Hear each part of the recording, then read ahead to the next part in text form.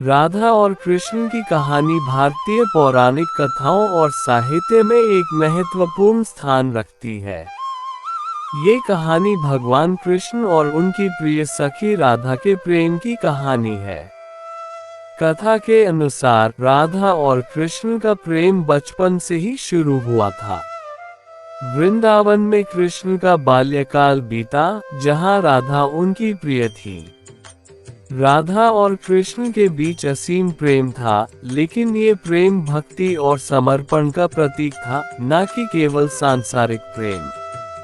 कृष्ण की बांसुरी की धुन से राधा मंत्रमुग्ध हो जाती थी और जब भी कृष्ण अपनी बांसुरी बजाते, राधा उनसे मिलने के लिए दौड़ी चली आती।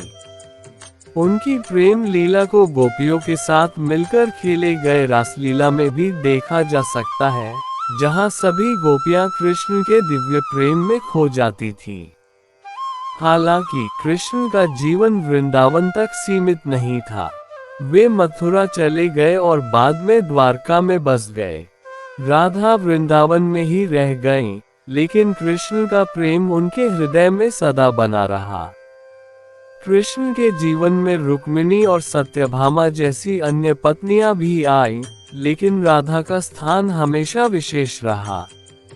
राधा और कृष्ण का प्रेम भक्ति मार्ग का आदर्श है, जहां प्रेम किसी भौतिक बंधन से मुक्त है और यह आत्मा और परमात्मा के मिलन का प्रतीक है। ये प्रेम कथा आज भी भक्ति संगीत, नृत्य और चित्रकला में जीवित है और भारतीय संस्कृति में इसकी एक महत्वपूर्ण भूमिका है।